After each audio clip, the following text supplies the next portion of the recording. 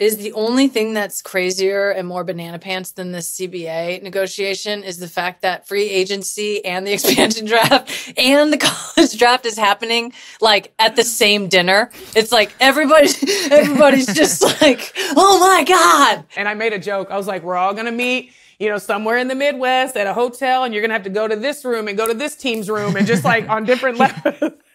We're here. The New York Liberty room, Yeah. the Seattle Storm room, the Connecticut Sun room. That's funny. Actually, that's not a bad idea. And you know what? It's called Phoenix. It's called the Final Four.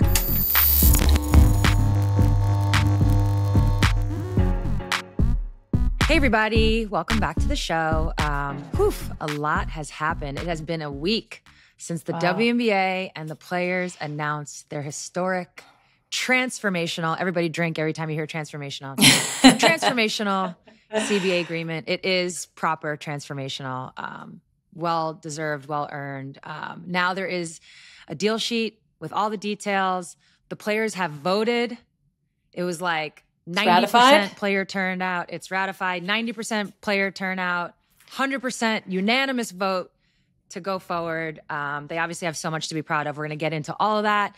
And we have two perfect guests to break it all down for us. ESPN basketball analyst Andraya Carter is joining us, and my former Storm teammate and WNBPA vice president Alysha Clark, aka AC. I've been told we have two ACs on the show. Double ACs in the mix.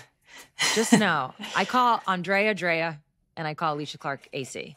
Yeah. So from now on, now we all know. But yeah, I'm super excited to have both of them on. We're going to be getting all the info. Yeah.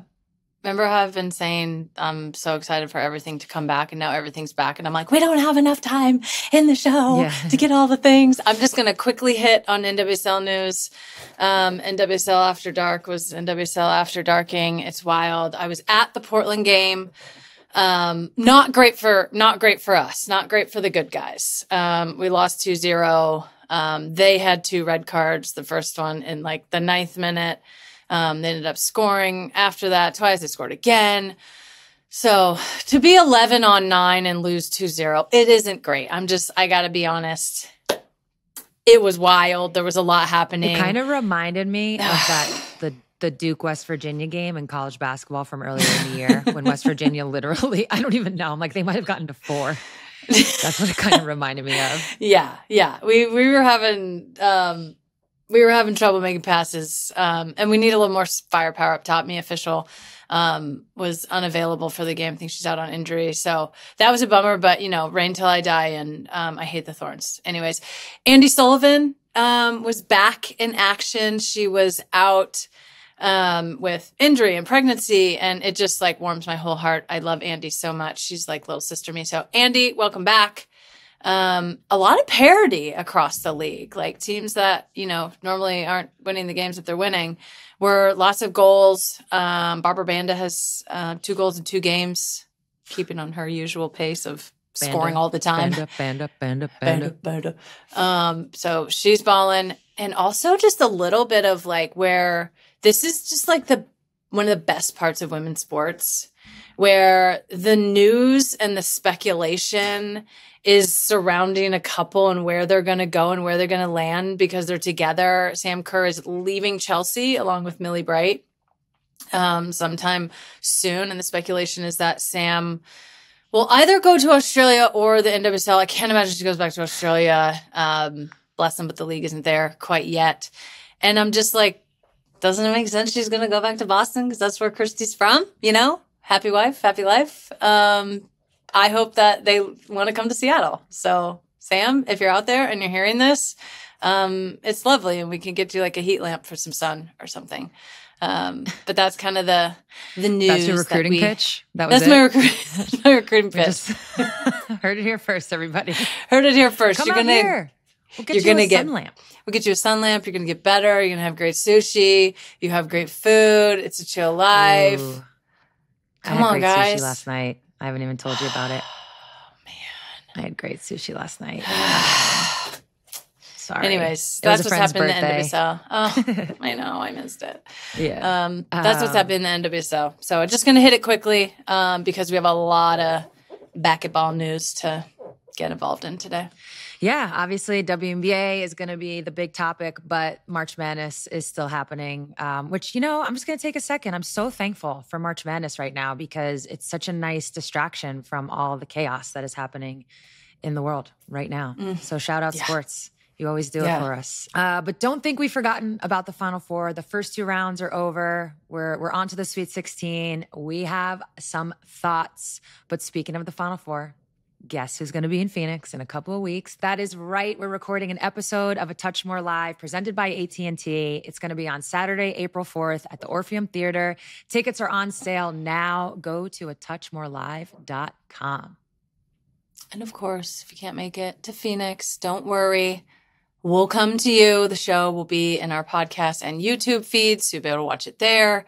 And if you're watching on YouTube, click those buttons. Please subscribe. You don't want to miss an episode. Get us in your feed all the time.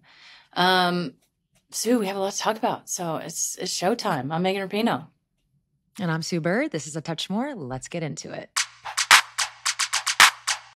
Today's episode is sponsored by AT&T. And we have a special guest joining us, Ted from AT&T. Welcome.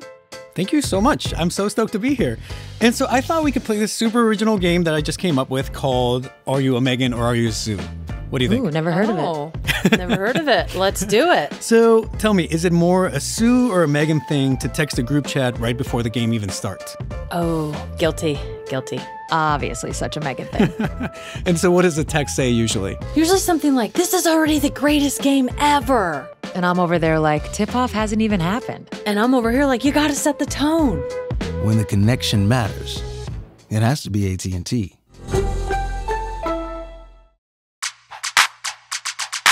All right, the check-in. Like we said, we're going to touch on the madness that is March. Before last Monday, it looked like it was going to be like pretty much chalk. Like all the top seeds were killing it. There was only like 3 games or so where a lower seed beat a higher seed. But then day 4 gave us some crazy surprises. Did you get to see any of the buzzer beaters? A little bit. The replays of them, yeah. A little bit? Yeah. Oh, no, yeah. I didn't mean live. I just meant in general. Yeah. The replays, yeah. Wild. There were some good ones. I think Minnesota, Amaya Battle, her buzzer beater was like a corner jumper. Just the swings of that game were pretty intense. Ole Miss is a really tough team. Minnesota had the home crowd, though. Tim Walz is in the building. So that was fun to watch. Let's go. Yeah. And now they have a date with UCLA. So University of Southern California, so that USC, did end up playing South Carolina. But to get there, they had to beat Clemson, and that was a wild ending because this was like the anti-buzzer beater. This was the buzzer beater that didn't count. That got beat. That is just devastating. Yeah. Tough. Her buzzer got beat. So there was a moment where Mia Moore, by the way, if you go rewatch like the last couple of minutes, it was crazy. It was like Jazzy Davidson picking Mia Moore's pocket and then Mia Moore coming down and then there's jump balls and there's travels. It was all over the place. And then at the very end, Mia Moore broke free and she kind of did like it wasn't from half court, but it had that like 1-2 throw of it, of a play. It went in. It seemed like she got fouled. Refs review it. No good. Didn't happen before the clock went off. So that's tough. And USC went on to win in overtime. And that is when they faced South Carolina and got beat. Then we had another, like a missed game tying shot. Colorado State almost took down, a number 12 seed almost took down number 5 Michigan State. They lost by 3. They had a shot at the buzzer to tie it. That didn't go in.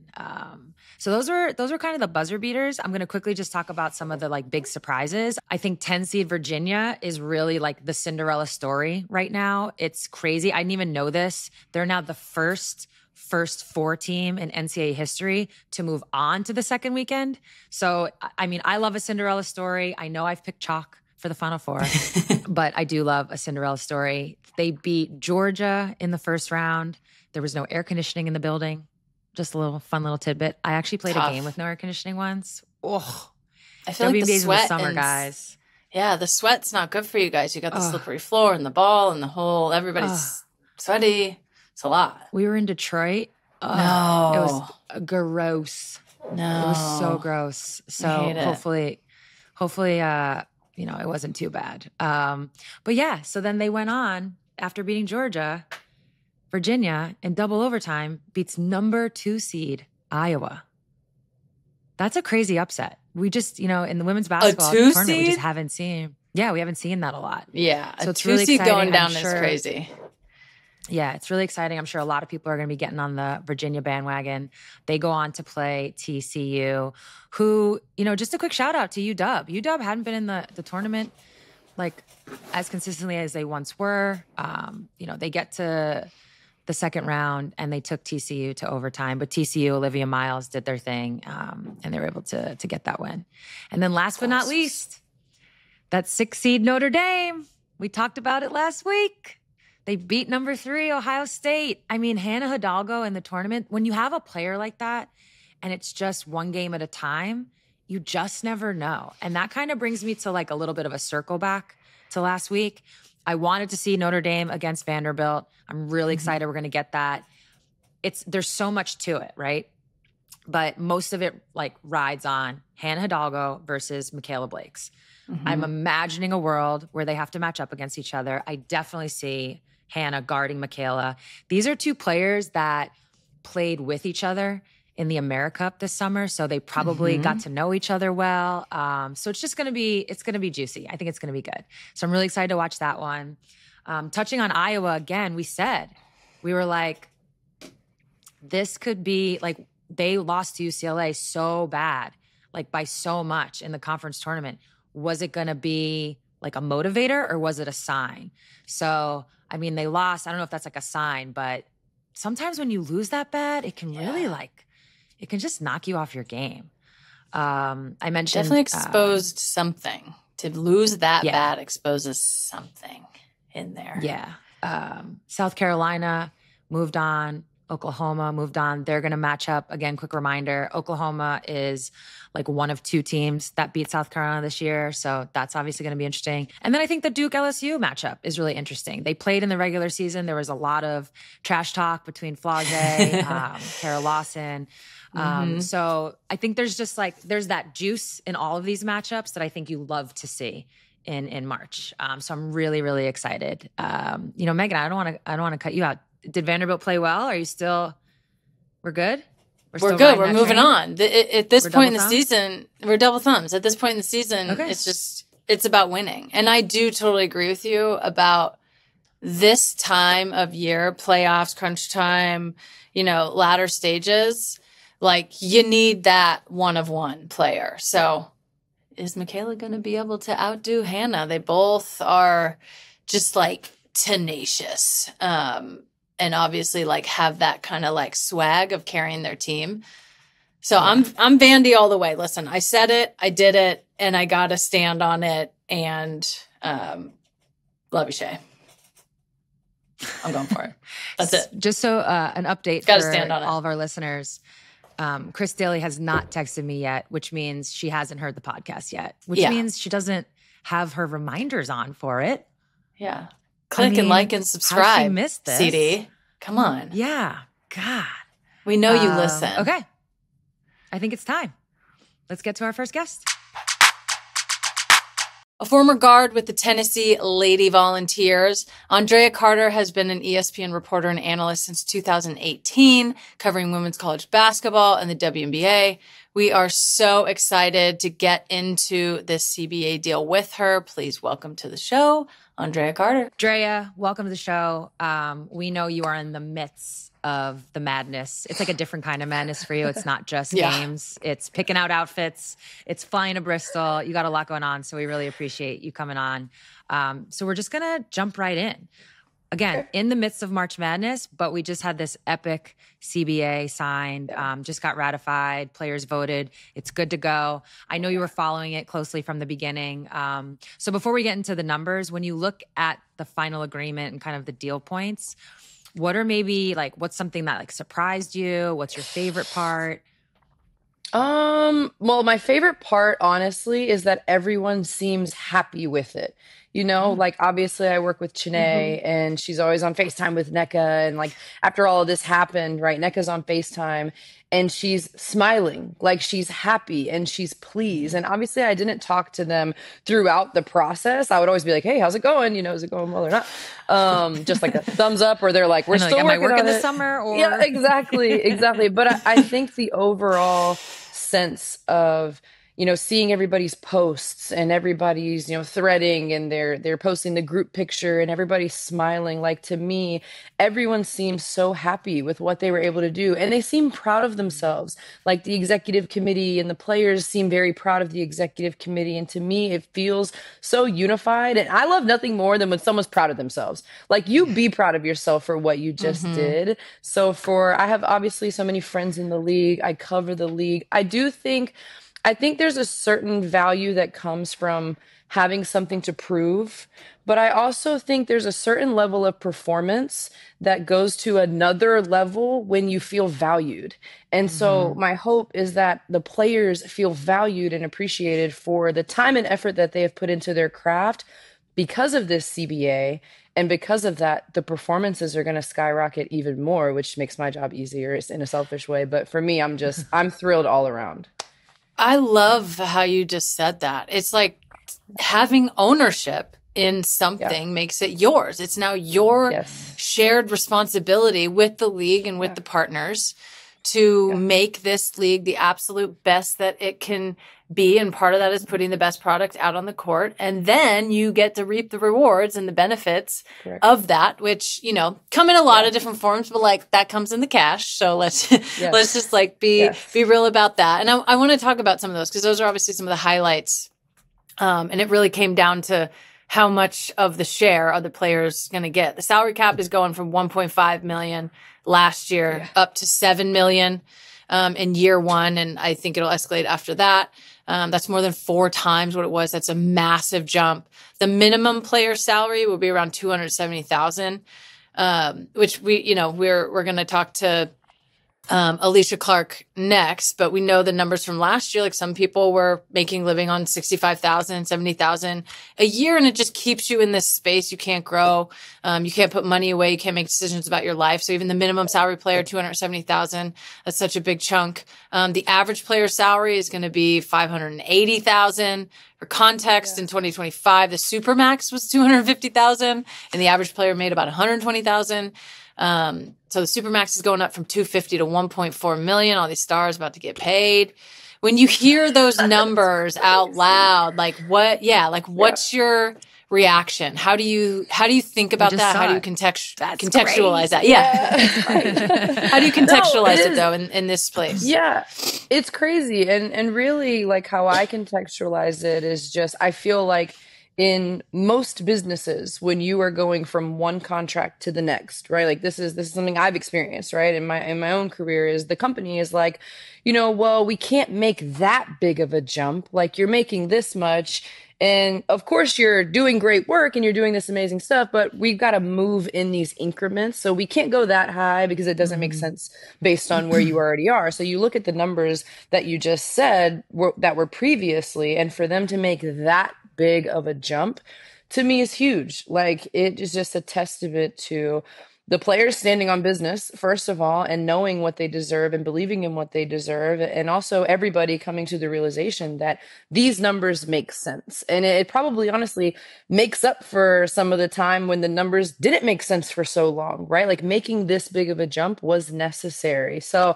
I love it. Like, I just think about, it's always been so mind-blowing to me when I cover the W, and I'm like, people expect these players to do so much with, I'm not going to say so little, but with stuff that makes it hard for them to do their job at times, right? Like, not having a facility, not having their own locker room, having to, fly on commercial airlines, and then we expect them to get off of that plane and come and perform, right? So to me, so many other aspects of this have grown, and now the CBA and the salaries and the dollars match all of the other investment that has taken place to give these players an opportunity to continue to perform at the highest level. So for me, it's just the big jumps that the players were able to get to and make happen. And then even some of the money that's going to go to former players, and some of the other aspects of this deal where players just feel taken care of and again feel valued.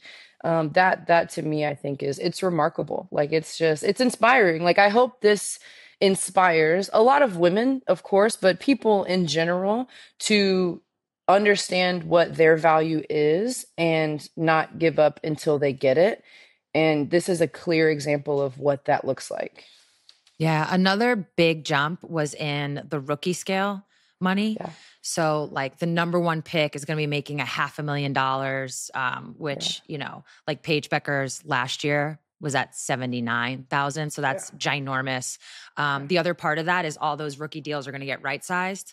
So like a Paige, as an example, her money's going to shoot up as well.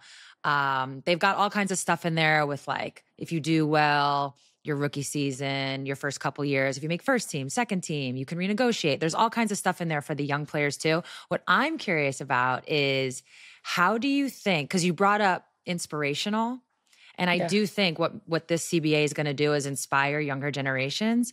But in this, like, you cover college basketball, like in this world of NIL, do you think there's going to have any impact on college players now that they see the money that they can get by going pro? Like, will we see people start to come out early?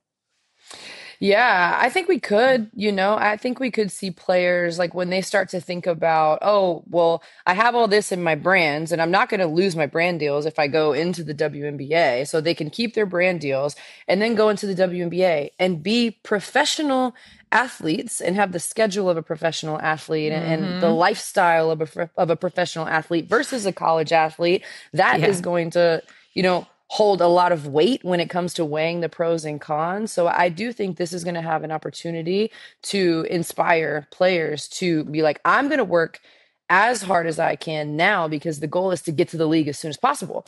Granted, some NIL deals are just unheard of like this day and age, but to me, this evens the playing field a little bit. Whereas the discourse before, the conversations before were like, why would I go to the W? I can make this money here, right? And I don't think that can be said anymore with the way that this CBA is now set up. Like this is basically setting it up to where this is where you want to be. Like this is not just the end goal, but the ultimate goal. And you want to get to this goal as fast as possible because look at how these players are thriving and look at how they're taken care of. Yeah, no, you actually just brought up a really good point about like, you want to get, the sooner you get there, the sooner that rookie deal clock starts. And then you're younger when you're getting to your second contract, which is something we've heard in the NBA, like time and time again. So that's a really good point too. Like, yes, it's the money, but like as a pro athlete, like, we played for not very much money and it mattered just as much to us. Like you want the best competition possible to challenge yourself in the biggest way that you possibly can. And the incentive structure was off for a little bit, and particularly in women's basketball, where you're like, it's probably best if I go on and play pro, but it's financially totally irresponsible to like leave all of this money on the table that you can only access through NIL or for a period that you could. So there's something about like that balancing out that now allows you, like your career is so short no matter how long it is. If it's 20 years, it's still so short in your life. And most people's is, 2, 3, 5, maybe 10 years. So to maximize your talent and your ability to grow and develop, and yes, at a younger age, it's like the younger you get to the top talent level, the better your career is going to be and the more developed that you become. I think that also is something that I hope we see, that players are able to make the best decision for themselves on what makes most sense to get the most out of my talent set, basically. Yeah, no, I completely agree. I just think overall, like the product will continue to be so much better from here. Like the product is already amazing. It's always been amazing. And it's going to continue to grow and develop and expand and just be so exciting to watch because of the players that are coming in, the players that are trying to get in, the players that are in and being well taken care of. I just, and I hope people understand, like when you talk about Paige Beckers and the money that she's going to make on this new deal versus what she was making. I don't know if people understand too, the value that these players bring into the business. Like they should be getting paid this much because look at the value that they're bringing in. This is just, I'm super excited about it and I love it. And I'm also on the other hand of that, while I'm sitting here thinking about it, I'm like, yeah, this makes sense. Like, duh, these should be the numbers, So like I see it from both ways, but overall, so excited. So that's the best thing to me about the numbers is that it's a rev share. The business is dictating these numbers. Yes, you have to negotiate the percentage and all those things, for sure, the details. But it's no more, I feel like I'm so excited that there's going to be no more people able to say, like, oh, who cares? Oh, they just lose money. Like, actually, no, all of these salaries are based off the business and the growth that we've seen. And obviously, there's going to be future growth as well. Back to our sponsored segment from AT&T. And back to Ted. So great being back, guys. I feel like I never left, Are you guys ready for another round of Are You a Megan or a Sue? Ted, we invented this game. We're born ready. So is it more Sue or Megan to pause the game so everybody can rewatch the play? Oh, low-key, that's very Sue-coded. High-key, she's right. Okay, say more words. Tell me more. Look, people need to analyze the play together. It's like group analysis. It's very important. We all know this. You turn things into homework so fast. It's great for all of us. You love homework. You're welcome. Don't we all? So, okay, next question. Is it more of a Sue thing or a Megan thing to send a highlight clip to the group chat? Oof. Again, that one's on me. Okay, so Megan, tell me, what does that text usually say along with the clip? Oh, it's something like, watch this footwork. I mean, when it's really good footwork, we all have to pay attention and watch it. We all thank you for saying it. And is it in all caps or what does it look like? Exactly. Very energetic. It's important. When the connection matters, it has to be AT&T.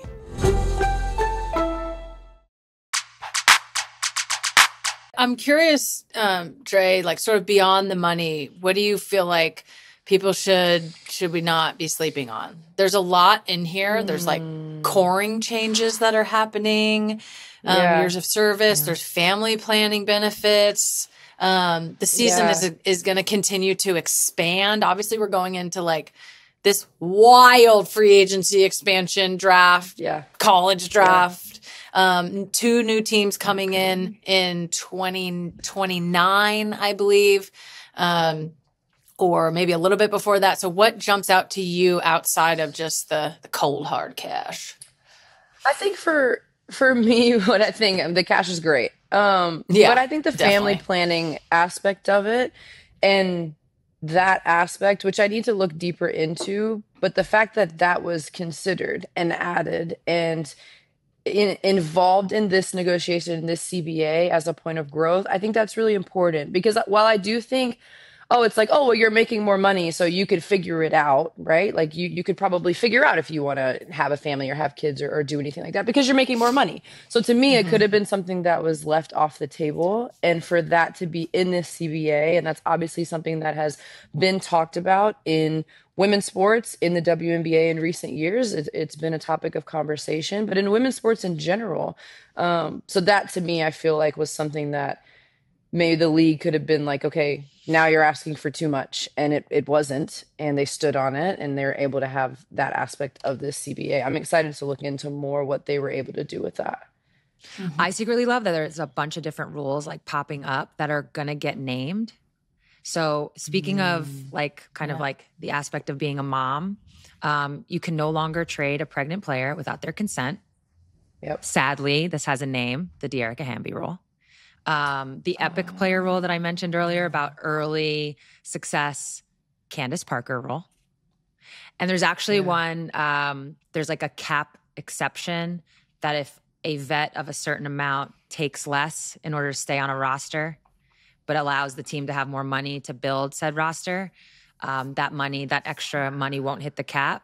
It's actually, some people are calling it the bird rule. I'm like, I don't know if I like being connected to this particular rule, but here we are. But it's pretty cool because you hear this, it's like, it just speaks to like a longevity of the league. Like we're getting to that point where we actually have our own examples that we can pull from as opposed to copying the men's leagues. So I don't know. I just thought that was pretty cool. Sorry, I just had to throw that in there. I mean, we talked about it with the Rodman rule as well. Like, I think that Trinity when Rodman. a certain Trinity Rodman, certain, it's the high impact player rule, and everyone's like, it's the Rodman rule. It's fine.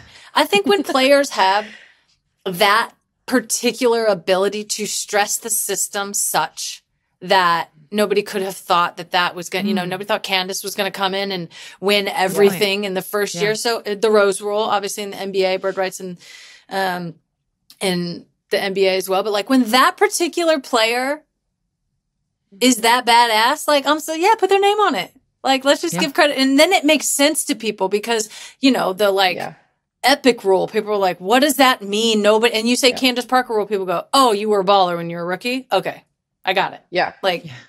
Easy. I think, I love that. I think it's a perfect example. And some people might not like this because it, ages them or things like that. But like, that's what it means to be a trailblazer.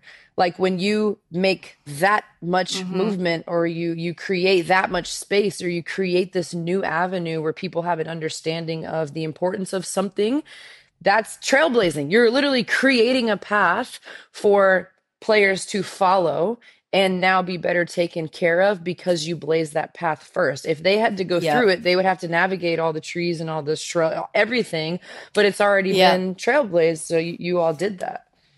Yeah, that's pretty cool. All right, let's tap back into like the free agency part of it. It's going to be a crazy tight turnaround. We all know it's going to be wild.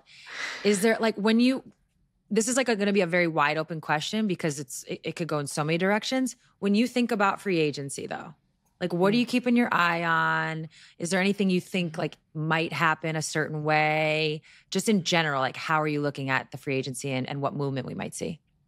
I think my mind, just as I was listening to you talk about that and say that question, my mind immediately just went to the teams at the top, like the teams that we have seen and how they're together. So we think about like these pairings or these groups of three, right? But we think about like Minnesota and you think about their group, like the 4 top players on that group. Do they just stay or can one of them get something a little bit more and become the main player at another organization, right? And so when we think about the Liberty, when we think about the Aces, when we think about Minnesota, like my mind immediately goes to those teams in terms of what holds more weight, staying together and, having a potential chance to win another championship, go on a championship run, have this, maybe kind of taking less to achieve more in the long run, or what players value more. And there's not a right or wrong answer, right? It's whatever you think is best for you. But what players maybe want to go to an organization that is struggling and try to turn that around and try to do something different somewhere else. So that to me, I just think we're going to see. And of course, like any free agency, it'll start like anytime I talk to GMs, they're like, well, we've got to see what happens with this player before we decide on this player. So to me, free agency starts at the top. And so it's going to be what do players value at the very top? And then how does that trickle down in terms of what other players might have to settle for or what other organizations might have to settle for in terms of how they build their team or how they build their career? Yeah, the one-on-one's got to figure out where they're going, and then everybody else can figure out where they're going. It's going to be. I think Asia already said she's signing back, but it's Jackie and Fee and Stewie and Sabrina and Jonquel and those type players, and then everybody else will be on call for Satu Sabali, right? Like it kind of happens in tiers, right? As these people move, where does everyone else move? So it's fascinating. And then it's gonna be like the Dallases. A little bit Seattle. We have like some young players. The Dallas and Seattle, we're just like waiting to catch them. Who wants to come here? We got a lot of money. Yeah.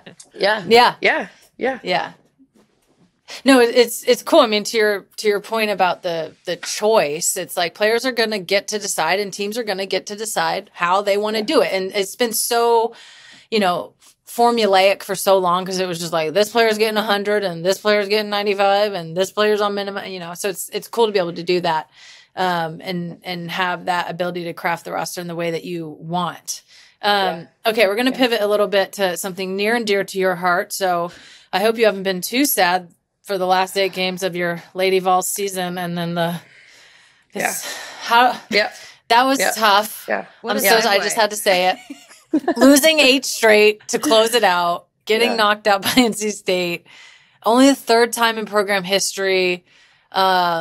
Kim Caldwell called it the worst year of her professional career. You just always feel for everybody in a situation like that. It's so tough. What do you think happened, and how does Tennessee bounce back? Obviously, a storied franchise or storied college and program in the NCAA. Like, as a brand, we need that orange to be up at the top all the time. Yeah, it was a challenging season, obviously, right? But like, to me, and I spoke on it, and talked to Kim after, and as I watched it unfold, if I just put my Tennessee hat to the side, when I'm just thinking about it as an analyst and watching this team, when you are trying to run a run and jump all out system that presses and shoots threes and crashes the glass and stays in the backcourt, and like, there's all this effort that goes into it. And Sue knows this, like, if you're running a press or you're running a trap, you have to go hard. Otherwise, it's not going to work. Like, if you do it halfway, they're going to see through the trap. Someone's going to cut. They're going to hit it. They're going to go down the backside. They're going to hit that. And they're going to have a layup, right? Like, it's so easy to break if you don't do it all out. And what I just felt like was happening, and this is kind of what Kim alluded to, Kim Caldwell said she sort of gave them a plan B, and she didn't believe in the system, and she sort of gave them another option. And I felt like before she said that, because she said that recently, but before she said that all season long, I was just thinking, like, these players don't seem like they're bought in on what they're running. And if you're not bought into that kind of system, you're really left on an island, and the losses look really bad because of the ways teams beat that system. So to me, it was just lack of belief. And now the hard part, though, I think from here is, does she find players that believe in it? How do you know they believe in it if they haven't run it? Maybe they believe in the concept of it, but then trying to run it is way harder than they imagine. Or is there a new system that's going to come in place? So like, we're really at a point where, like, one of two things is going to happen. Like, she gets players that she thinks can do it, and you try it again, or you try to tweak it and make it something that maybe is a little more manageable. I think that system is something that you run with players that you have for a long time, right? Like, that seems like a system that, like Houston, I think about Houston, like men. Chemistry. Yeah, like a team is known for that system because they've done it for so long. So I think it's hard to build that culture. So it's a challenge. It's a challenge for Coach Caldwell. And I think a lot of things went left, and it's a lot to manage as a head coach. The relationships, and I know a lot of people would be like, I remember last year, and I know I'm talking about this in circles, but there's just so many pieces that stand out to me. I remember last year hearing about Coach Caldwell's system, and the idea was you're supposed to play so hard that she has to sub you out because you're gassed. So then as I'm watching this season and I'm seeing players get subbed out and they're frustrated, I'm like, yeah, because they're not gassed, because they didn't run it, right? So it's like, it wasn't working. I was like, of course they're frustrated because she's not tired. She wants to play longer, but she's also not tired because she's not trapping at full speed. So there's just like all this stuff that doesn't line up. And that is exactly why we saw that, coupled with the most difficult schedule in February, dropping some games that I think they thought were going to be easy to teams that were at the bottom of the league at home. You drop those games, then you face the toughest teams in the league, and it was already disjointed to begin with. And I think that's why we saw the end represented kind of what was happening throughout, I think. Yeah, no, that's a great point. You can't play that style without being fully bought in at all times. Yeah. There's really no way around it. I'm excited to see. This is going to be a really interesting offseason for Coach Caldwell. So I'm really excited. And we'll know right away. We'll know, like, preseason games, like where she went with it. So that's kind of exciting. And even though I'm sure it's had success last year, I'm sure it's tough to be dealing. Anytime you have failure publicly, it's tough. Yeah. But as we all know, it's also it can be the best thing. Yeah. So we get to see. I think if she could get a group that's like, and honestly, I think at Tennessee at this point, like, while the program is so storied and so historical, like, at this point, I do feel like Tennessee is sort of rock bottom. Sounds extreme, but if there are people that come in and believe, their only way to go is up from here, you know, like, So I think but it is. Like, would you say rocky It's a bottom? matter. Rocky bottom to rocky top is what we're going for. Yeah, but I am bottom interested. Right now? Yeah, we are rocky bottom and looking for rocky top. But I'm really interested in seeing, what happens from here and what she's able to do. Yeah. Same. Okay. Real quick, earlier in the show, we kind of talked about just some of the games we're looking forward to this coming weekend. So I'm not looking for like hot takes by any means, but just like a couple thoughts on each game. Okay. What are you looking for in the Notre Dame Vanderbilt game? Oh, that one. Well, that one to me is, and this is tricky because Vanderbilt has a good team defense, but to me, it's Hannah Hidalgo and Michaela Blakes. Yeah. Like I'm always looking at, again, we talked about with free agency, like it starts at the top, like Hannah Hidalgo leading her team to success or Michaela Blakes leading her team to success. And whether Hannah is guarding Aubrey Galvin or Hannah has the matchup with Michaela Blakes, or she's switching on the perimeter and guarding both of them at all times, just watching those two players go at it, and not even go at it one-on-one, which I hope we do get. Like, I hope they guard each other, and I hope that'll obviously be a lot of fun. But just those two. And then how everyone else steps up around them. Like, if one of them struggles, does her team have her back until she turns it on to the second half, right? Or if she comes out hot, but then she cools off, does everybody else have confidence because of the hot start that she had? She being either one of them, because who knows what's going to happen. So to me, those players, and then how everyone steps up around them. Because we could see both of them go crazy, and one of them just has more support. Like, it's kind of what we saw in Notre Dame, Ohio State. Like, Jelani Cambridge had 41, but no one else was able to produce points. And Notre Dame had 5 players in double figures. So is it, singular effort versus a team effort? But those 2 stars. Yeah, for sure. Okay. South Carolina, Oklahoma. So this game, I on like a pair for both teams, right? Because they're kind of opposite. So for me, for Oklahoma, freshman point guard, Aaliyah Chavez, South Carolina, senior point guard in Raven Johnson. So you have a freshman who's just here. She's learning on the fly how to run her team in a very fast system. And you have Raven Johnson, who's been here before. Obviously, this is a revenge game for South Carolina. If we go to the bigs, they're opposite in terms of Reagan Beers is a senior. She's an upperclassman, a completely different game, dominates inside the paint. And then you have Joyce Edwards, the sophomore superstar who's mobile and powerful and athletic. And so to me, watching those pairs and again, how their play impacts the rest of their team. And then the revenge game, like this could very well be a game where South Carolina comes out and has a point to prove, considering they lost to Oklahoma in overtime and Aaliyah Chavez dominated overtime. Okay, last, Duke is going to play LSU. This is like a whole team one for me. Duke's defense against LSU offense is probably the number one thing that I'll have my eye on. Duke is a hot team right now, but I also just don't know if anybody can slow LSU down when they're clicking on all cylinders with the talented guards that they have. Obviously, we saw this matchup earlier, the dynamics between Flage and Kara and obviously Kim Mulkey. And you just have so many personalities in this matchup. But to me, just at a baseline level, can Duke's defense slow down LSU's offense? Because I feel like when LSU gets rolling and their confidence blows, like they put up 100 on people easily.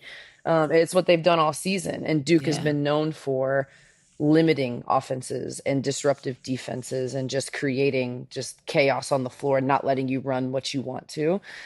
So that one for me, there's so many exciting games, but those 3 that you just, those are probably at the top of my list. Yeah. No, I mean, I think the way this tournament has shaped up, it's been like a lot of exciting games. We talked earlier, like I said, it's been like buzzer beaters, almost buzzer beaters, like upsets. It's got it all. Can I ask you something, Sue? I don't know if people pivot back to you ever on this podcast, but I was on with SVP for doing Sports Center with him, and he was like, we've seen UConn have great teams before. Like, they always have great teams. What makes this team one of the better teams that he's had, or what makes this team special compared to other great teams? Like, how do you differentiate this team from the other great teams that UConn has been known for? How do you do that? Yeah, I think this team they're really well balanced, and they have experience from last year that basically, obviously they don't have Paige, but a lot of the main players have that experience. So there's a maturity about them. And when your young players are your best players, that can kind of become a thing. I mean, you even just mentioned it in some of your little breakdowns. You're like, okay, they have a freshman point guard. She's their best player, but we'll see. So with Sarah Strong, you're not worried about that. You're not thinking about that. You're not worried about that. I do think she's had, the best season of anybody this year. Listen, when it comes to like greatest of all time, that's a conversation you have years from now when you look back. But if you're watching someone who could end up on the UConn Mount Rushmore, usually the people that have a Mount Rushmore player on their team end up being one of the best teams. And then you've got AZ Fudd, where I think what's special about her, not just her play, like, of course, especially the other night, like she went off, not just that. This is a kid that has been through a lot, finally has a full healthy season, like the first one in who knows how many years. And when a senior is riding that, it leads generally to something special. I don't even, whether they win or not, it's already been a special season. And so I think the makeup of that, it's what puts up. But we're not going to be able to have this real conversation. We'll circle back. You got to know. You got to know. Yeah, we'll circle back. Okay, before we let you go, we like to play Start Bench Cut. This one's going to be a fun one. This is going to be super unique. I don't think we've ever done anything even remotely close to snakes. He's right here. For those that don't know. Do you want me to get him? Bring him on. Drea has. Really? Okay. Absolutely. Yeah, for sure. Yes. Hey, buddy. Yeah. What do you 100%. Good morning. How you doing? Look at him. Would you like to introduce us? Yeah. So this is Nothing. He's a ball python. I've had him for 13 years, and he's like a life partner at this point. I just popped him in the face, but yeah, this is Nothing. Hi, Nothing. Hi, Nothing. So welcome to we're the going to show. play a little All right, Start great. Bench We're Cut ready. with you and Nothing. Okay. So feeding Nothing, because I watched one of your Instagram posts on what that's like. So feeding Nothing, helping Nothing shed his skin, or cleaning Nothing's tank. Start Bench Cut. Cut feeding him, because it is the worst part. It's not fun. It's not enjoyable. It's really not fun whether he's eating live or frozen. There's like, not to dive deep into the X's and O's of it, but it's just not, there's bad parts of both. So we'll definitely bench that.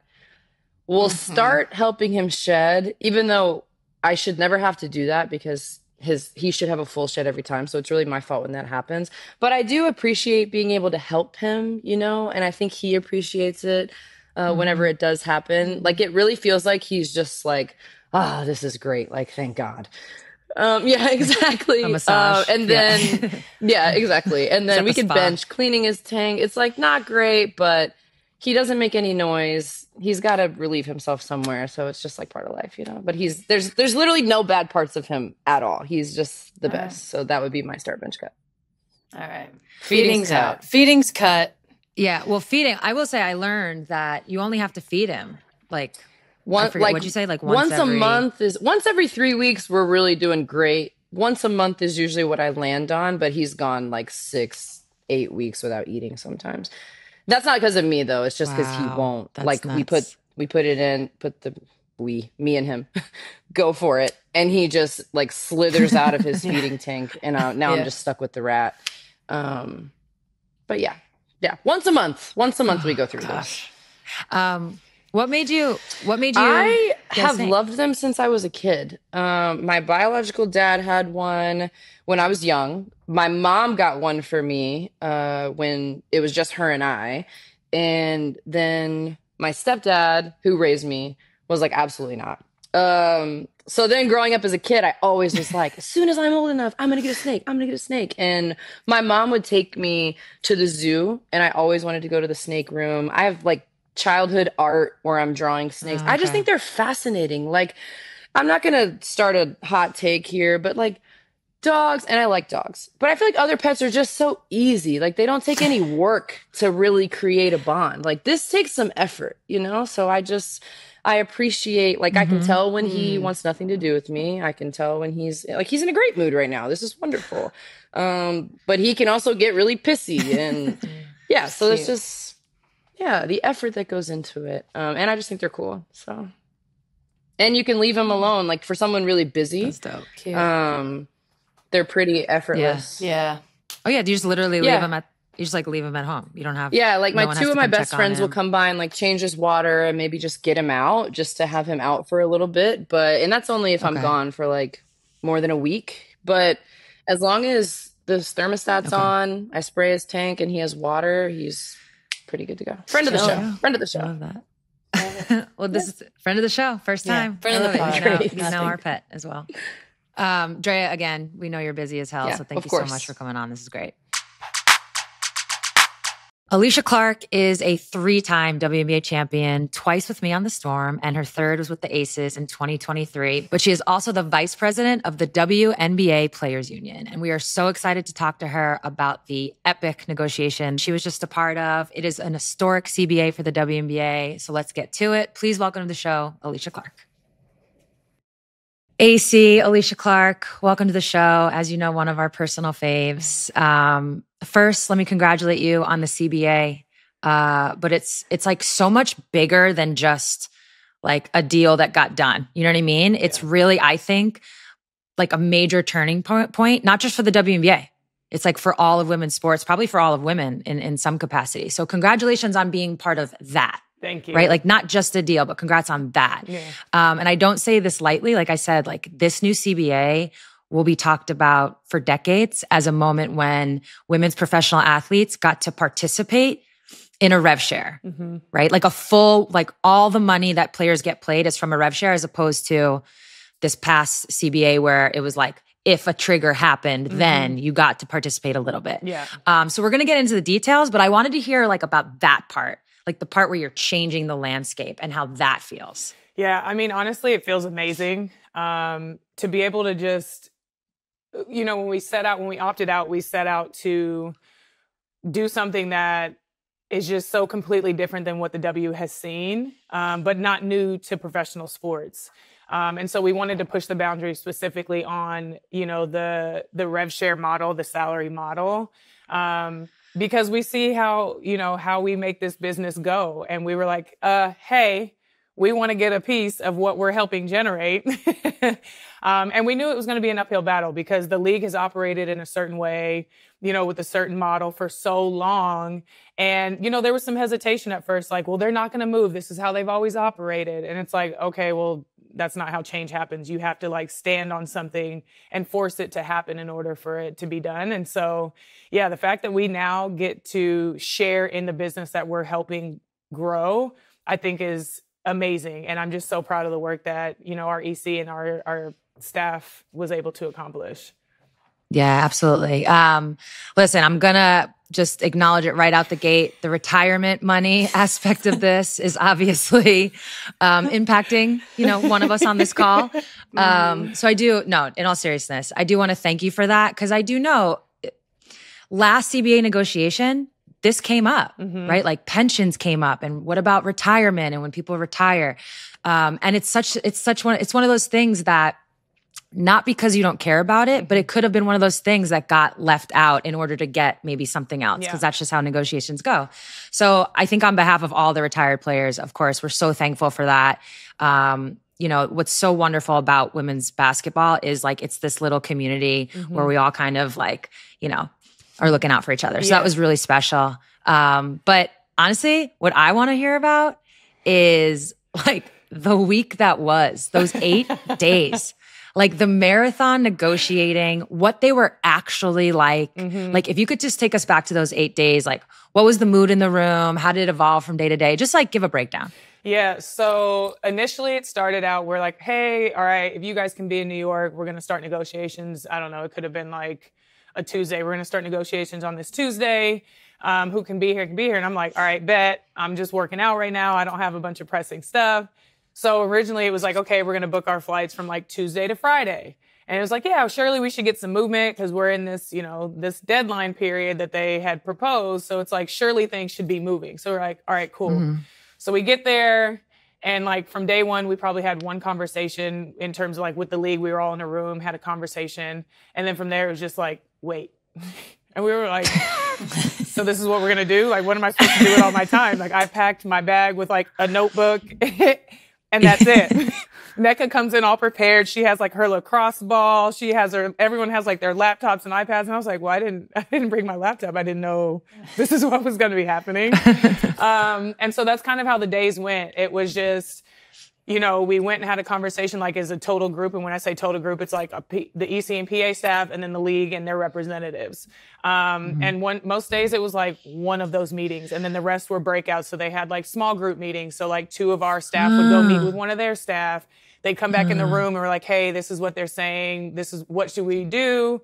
And so it was more like the majority of the days in the beginning were a lot of small group meetings and then coming back into our separate room and having these conversations like, okay, they proposed this. How should we respond? And a lot of supposals. Learned what supposal meant. They were all talking. Share. So a supposal is basically like a proposal with constraints on it, essentially. And so they come in, they're like, if this, then this, what do you think of that? And so we were just kind of like, you know, I'm sitting there and they're like, yeah, they gave us a proposal. And I'm like, are we supposed to know what this means? So that's how it was. Yeah. Doesn't it also mean like a proposal is also, because in a proposal, once that thing crosses, you can't take it back. Yeah. So proposals allows you to like game it out. What are we doing? Okay. Got it. And so it was a lot of watching shows, going for walks, FaceTiming with family and friends, napping, like just ordering food. The amount of Uber Eats we had was insane. But that honestly was probably like one of the highlights of the days is like, what are we having for lunch today, guys? But it was just a big waiting game.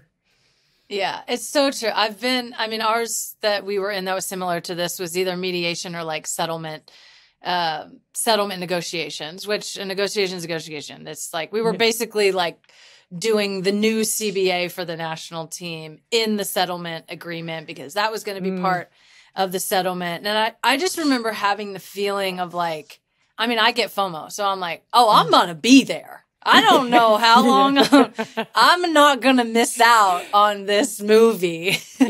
I'm going to be there. Were people like filming in the room? Are we going to have a follow doc? Like, are we? Oh, yeah. Is this coming out? Like the people want it. No, that would have been amazing. I feel like this always happens in the WNBA. It's like I think about the bubble season and I'm like, how do we not film every single thing? There were multiple times where Terry was like, oh, I wish there were cameras in here right now because these are the things, these are the conversations that people need to see and understand just to like understand what goes into a negotiation and just how complex it is.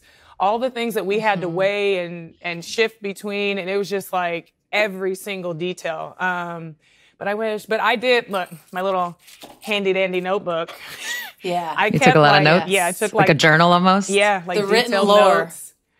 Yeah. Well, I do know you were like the photographer. Yeah, I did take pictures too. So that was really smart. Those were some good, those told a story. Yeah. So we might not have the video, but those really told a story. Yeah, no, it's such a part of the like fabric of the experience and the richness of the experience. And obviously we're all, watching this happen in whatever little morsels we're getting with bated breath. And you're right. There's so many things that go on in a bargaining agreement. Like at the end of the day, the public's going to get deal points and like, we're going to understand what happened. And that is what it's about. Like ultimately it comes down to like X money and like these sort of, benefits, but it's so much more than that. And it's such a cool process. Can you just take me a little bit through the process of the players kind of in real time, like molding, like what's important, what's not important? Sue, to your point, like putting former players in there. I think women's sports has such a rich history of like fighting for each other and the next generation. And usually if you fight really hard and do something amazing, you don't get to be a part of it. It usually like goes on to the next generation. So to be able to kind of like have that be an important thing to pull up, because what were some other things where you kind of had to like coalesce around different ideas in the CBA that ultimately worked for the league as a whole? Yeah, so the retirement one was a big one. The other one was housing. And, you know, shout out to Breezy Turner. She was the reason housing even got put back on the table, to be honest. And the way that she was able to articulate the importance of that to players, and then just on a grander scale of like real life, right? Like at the safety aspect, what's happening right now in society with discrimination and racism, like all of these things she was able to articulate to the league and be like, this is why housing is so important. And they were just kind of like, oh, wow. Okay, we didn't think of that. With that, everything from, expanded benefits for mothers. You could go down the list. Those are everything like core, getting that altered. Getting salary cap exceptions on the table, because that was a big sticking point for teams to be able to build their rosters. And it's like there needs to be few salary cap exceptions to be able to build great teams. And with these rookies coming in, these exceptional rookies coming in, they need to have some incentives too. And so just being able to work that in with veterans, like the minimum for veterans on the salary, and creating that cap, because in the previous CBAs, we were the ones that got pushed out. The middlemen got pushed out and, you know, essentially priced out, because it's like, oh, we'll go with a cheaper player because you're too expensive right now. And so just making sure those little details that affected the majority of the league as a whole were things that we talked through. And it was, some really, really great dialogue. Well, yeah, the salary cap exception part. And for those that don't know, like one aspect of it is if honestly, this is what happened to me my last year. So I decided to take less money because I knew that would give us a better opportunity to build a roster that would lead to hopefully a championship. And so now and I forget there's like all these little like stipulations, but let's just use myself. I played in Seattle for forever, all the things. I take less now. Whatever the delta was between what I took and like a certain number, is it like a vet minimum? Yeah. So like Why don't you explain it? We can just take out what I just said. No, I feel like what you said is great. And it's that. So right now, I think what the minimum was, let's say the minimum is like 250, 270, I think is what the minimum is. So we have a tiered system. So 0 to 2 years, 3 to 5, 7, whatever, and then 10 plus. And so for the 10 plus, the minimum is 300. So if whatever is above the min, so is 277, anything above that is not counted towards the cap. So everything so would just be counted at the 277, which gives, to your point, that little room without penalizing you for like your experience and what you've done in this league. Yeah. So, but when I read that, what I loved about it was, and you talked about the kind of like middle player being the one that got pushed out in the last iteration. But no matter what, when you have a hard cap, someone's always going to have to like take less, do this. It's like, it doesn't allow for any creativity in your roster building. So the beauty of the salary cap exemption this time is the next CBA. You're going to be able to like extend. It's like you got it in there in a way where in the next CBA, it can just be like rolled out even more. More things can get added. And that I think is going to make, it's going to make all the roster building, especially with more teams coming in, like just the ability to pay people and be creative doing it and nobody has to take a pay cut. Yeah. And that's really the thing. And that's the thing is like, everyone gets to be paid what they deserve. And just getting it in now. And that's why I was so adamant about the retirement and the veteran recognition payment, is because we need to have something in there now. This is the last, and I said this, I was like, our group is the last group that's connection to the OGs who are the foundation of this league and this new generation. And not to discredit, but like, they don't know the sacrifices and struggles like y'all went through and what you had to deal with, but we were there for part of it. And so I was like, we need to have something in there now, because if we don't get something for them, there's not going to be anything for us moving forward for them to negotiate for like long-term for all the players. And so these exceptions, this retirement thing, like getting that stuff in now is setting up for the next negotiation for these younger players in 2030, whatever it is. Yeah, same with the core. Yeah. It's like that's going to ultimately, by the next CBA, probably there's going to be kids that are in like middle school and high school right now that won't even know what a core is. Yeah. They're going to be like, huh? Yeah. And someone's going to be like, back in my day. And they're going to had be a like, chance to lead that's my team." crazy. The kids are going to be I know, like, they'll that's be like, "What?" insane. Yeah.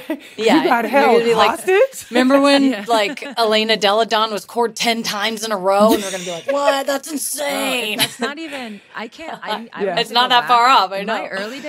my early days, I think you get cored like 5 times. It's crazy. Quote me on that. It was Yeah. pretty high.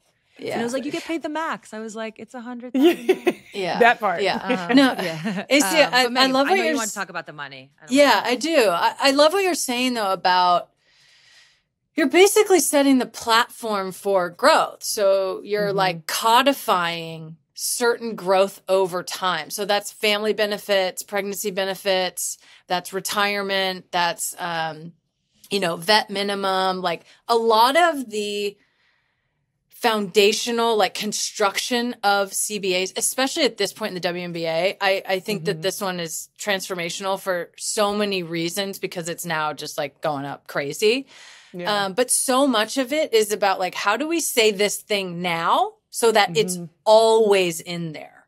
And then it's like, once you codify it, then you're building on it and you're not constantly having to ask for it. So I love that you said that. The biggest one being the revenue share. So I want to talk about that. Let's just get right to the money. The revenue share was the biggest sticking point for everybody. That number came out to something around 20% gross team and league revenue. Can you put that number sort of into context for us in the audience? Like, what does that actually mean as a victory for the players? And how are you guys thinking about that? Yeah, so the way it works is, initially it was a difference of systems. The league wanted net revenue and we wanted gross. And so for us, it was, we want to earn a percentage of what we're bringing in before you guys take all the things for expenses. And then, we factored in the expenses after that, but like we should be getting a piece of this before any of that happens. And so with league and team revenue, like we had to push and fight hard for team revenue because there were teams that didn't want to put that on the table. That was a huge win. Yeah, it was huge.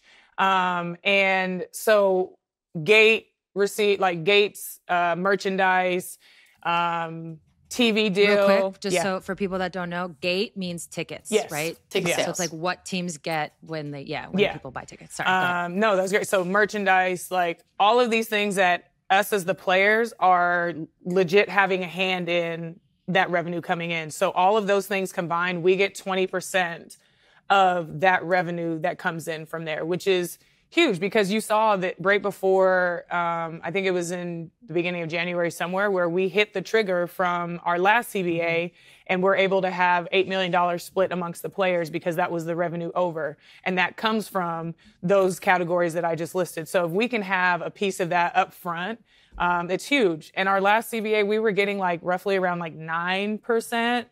And so this was a huge, huge win to be able to not only get to our system of gross, but also get to the 20% floor that we, knew was possible. Yeah. And again, not to be redundant, it sets it up for the next one. Yeah, exactly. So that's like, now this is what it is. Yeah. You don't have to argue. You probably spent, I wasn't in obviously the rooms in those 8 days, but you probably spent a lot of time just on the model. Yeah. And now that can be like, okay, we can actually just have the conversations that you need to have. So something you've been quoted as saying is just how this CBA is going to change the lives of so many players. I mentioned I was in 2 of the meetings, just kind of like taking it all in, and what really struck me was, and the meetings have all kinds of different looks. There were some meetings when it was like basically all players got invited. Obviously, for you, some meetings where it's just EC members. For me, I was like, on the owner side, obviously, but in 2 of the meetings where I'm able to provide like a player perspective to the league side. And I was just really struck by how important the player perspective is. And I'm curious if you have any like example of something where it took a player to, whether it was like to tell it to the league or even your own PA staff, like that perspective where you were able to change something in the CBA just because you understand what it's like to be a player. you could go down the list, honestly, Birdie. Like, there. Well, you brought up Breonna Turner, and Yeah. I was in that meeting when she talked about like safety, Mm-hmm. and I remember sitting there being like, oh, "Good point." Yeah. Like, so yeah, Yeah. You've already brought one example up. Yeah. Yeah. So that, like, stuff like that, everything from like staffing, why it's important to have certain requirements for staffing. Like, that was something that we touched on. Like, even something as important as like a second opinion and why it matters. And it's like, have you ever sat and had, you know, a doctor say one thing and you, like, you know, your body is an athlete. So to be able to go and get a doctor that can just give a different perspective, or maybe even confirm what your team doctor's already said.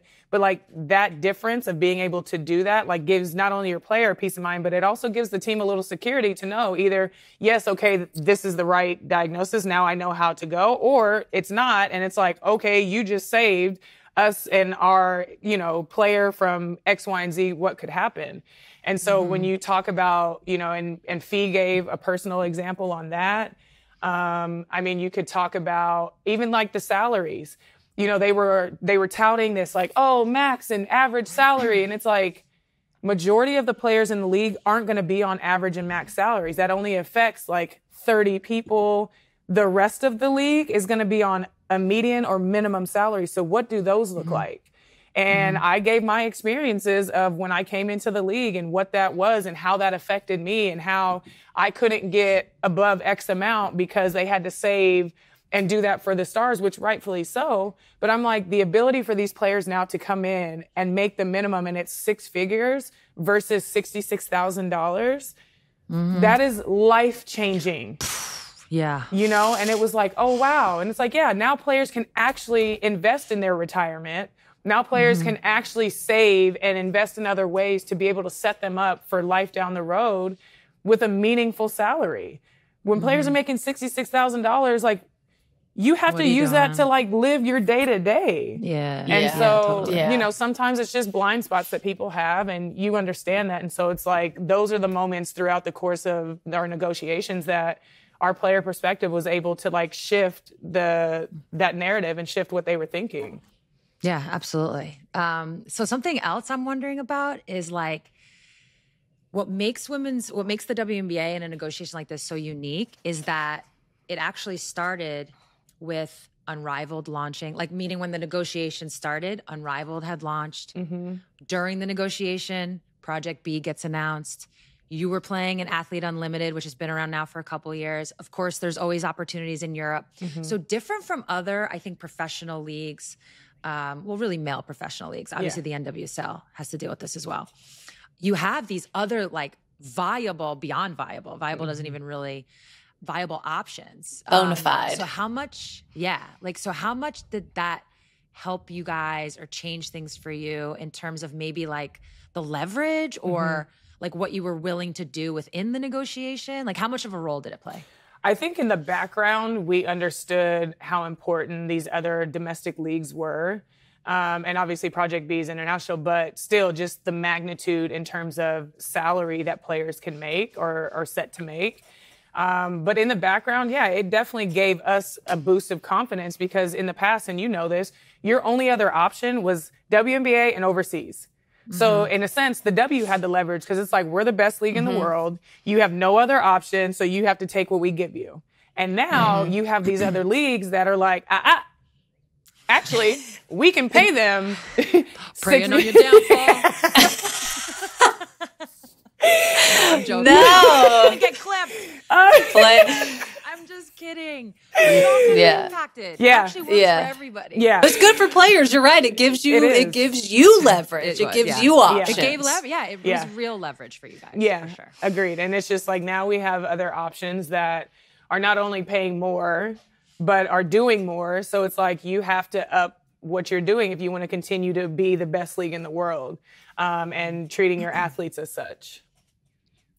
I think one thing that I've been thinking this whole time is the only thing that's crazier and more banana pants than this CBA negotiation is the fact that free agency and the expansion draft and the college draft is happening like at the same dinner. It's like everybody's just like, oh my God. God bless these GMs. They are about to earn their salary. How are you feeling about it? How are you they should be earning these salaries. I'm like, this is up to y'all now. How are you thinking about it? How are you feeling about it? A lot of rosters could look completely different. And then, you personally, how are you feeling? Honestly, I'm going in with an open mind. I'm like, at this point, that's all you can do. Yeah, it's going to be crazy. Yeah, I'm just like, I hope these GMs have been, because everyone was like, yeah, all this downtime and free time. And I'm like, I hope in these months you guys have been planning, okay? Because once this is done, we did our part. Now it's y'all. Y'all are going to have to hit the ground running. And I made a joke. I was like, we're all going to meet, somewhere in the Midwest at a hotel, and you're going to have to go to this room and go to this team's room and just like on different levels. We're here. Liberty room. Yeah. Seattle Sun room. Yeah. Sunroom. That's we need Actually, that's not a bad idea. And you know what? It's called Phoenix. It's called the Final Four. If they're smart, they'll be doing that. Free agency is going to be in Phoenix during these days. Here's the hotel. Here's your room number. Here's your key to access all the floors. Good luck. Set up shop. So you say you have an open mind. Yeah. But like, can you give us like maybe a little bit of a glimpse as a player entering this free agency? Mm-hmm. It's really hard to know what to expect, but do you have any kind of like priorities you're looking for, or just like any kind of glimpse into how you're approaching it? Yeah. So I gave my agent like my list of hard no's.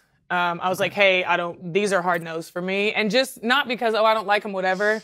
But for me at this stage in my career, like having proper resources, those types of things are so important for me. And so there's certain teams that aren't equipped with that yet. And I'm like, I'm not trying to ride out having to fight for my life, trying to get into an ice bath or get into, some sort of proper treatment. One of those like old silver ones.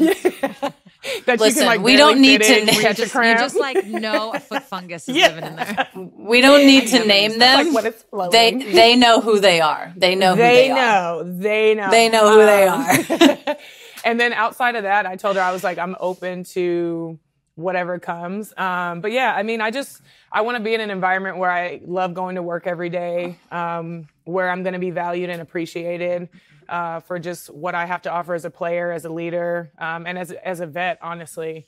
And yeah, and then too, I'm like, do they have great dog facilities? Because I got two of my guys that like I need to like hit the ground running with. Mm-hmm. So yeah, the total package, your lifestyle, your whole life. Yeah, you need it all.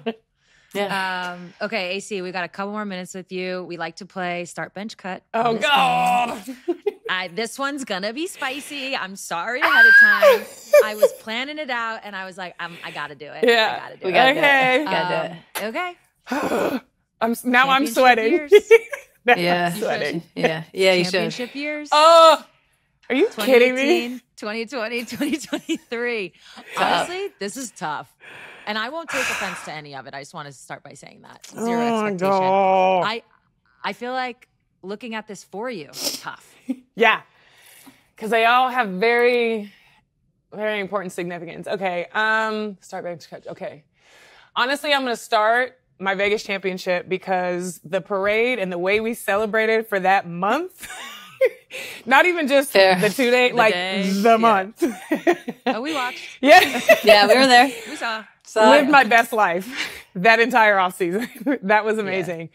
Yeah. I'm gonna bench the 2018 championship because that year, I mean, we had so much fun.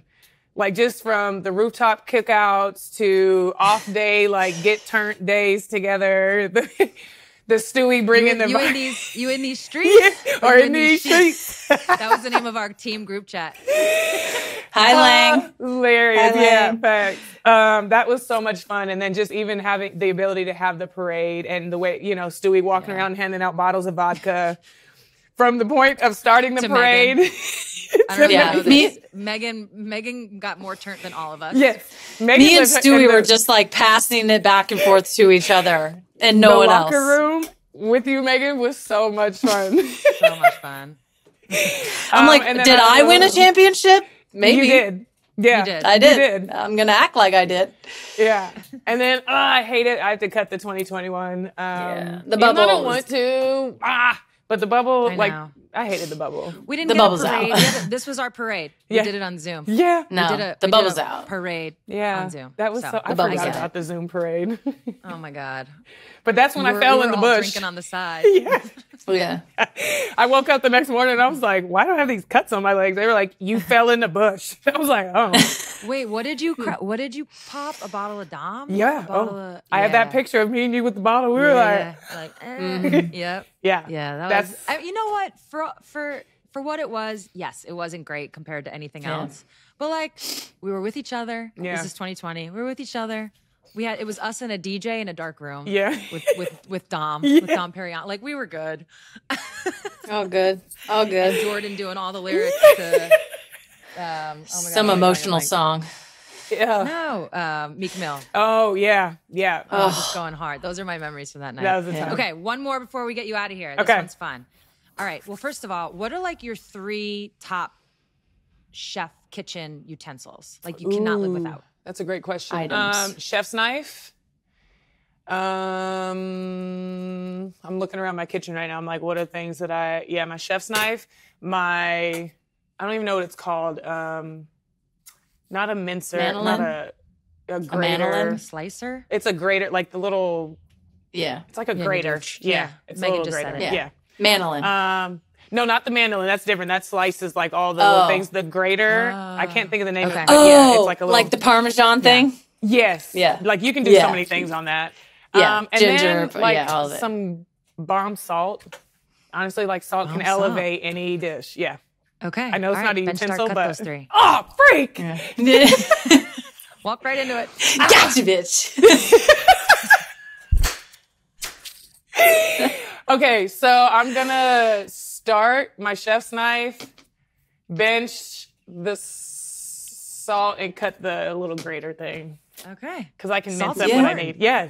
Listen. I will say, and when I watch Top Chef, I feel like the minute someone oversalts, you're done. Yeah. The chefs the judges cannot get past it. Yeah, and if you I salt it do. just right, it brings that, like, it enhances it, and it's like, wow.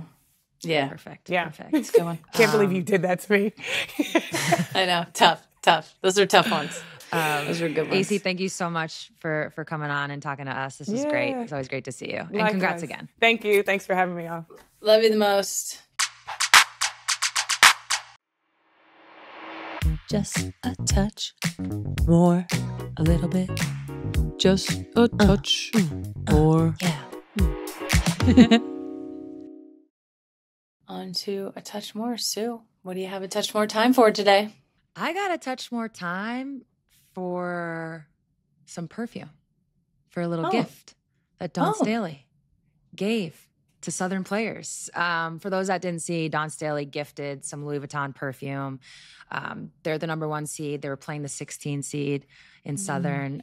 The video is adorable. Check that out. They were so hype. And I didn't know, like, the origin of it was when she met some of the players, they commented on how good she smelled. And she was like, well, let me hook them up. Let me commemorate this moment. We actually talked about this, I think, a couple weeks ago. It's always so cool to see the reaction of the 16 seed.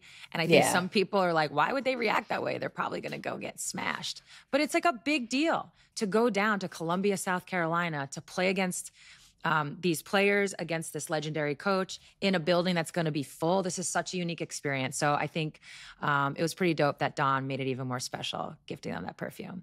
So that's what I had a touch more time for. Megan, what do you have a touch more time for? I have a touch more time for a new FIFA rule that says that women's teams must have a woman on leadership staff, either having a woman serve as head coach or a woman serving in the assistant head coach role. So right at the top. I love this so much. I think a lot of teams are already doing this, and a lot of the best teams in the world already have this, but I think this will just help facilitate the pipeline and the growth of women's and the education in women's coaching and all of that. So I just love this. I'm like, yeah, let's do this, FIFA. Go on, FIFA. I'll give you your flowers when you deserve it.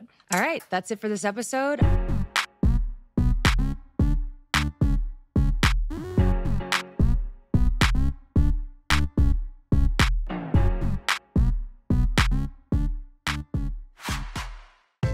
Today's episode is sponsored by AT&T, and we're back with Ted. And we have one last, are you a Megan or are you Sue, okay? So let's get right into it. Is it more Sue or Megan to immediately call someone after a wild play? Oh, definitely Megan. Yeah, that's accurate. Very much a me thing to do. And what are you saying when you call people after a wild play? Honestly, nothing useful. It's a lot of words, but nothing useful. She means a lot of screaming. Yeah, like, did you see that? Oh my gosh. Wow. No, that's a super strong communication strategy. I agree. No, it's effective. When the connection matters, it has to be AT&T.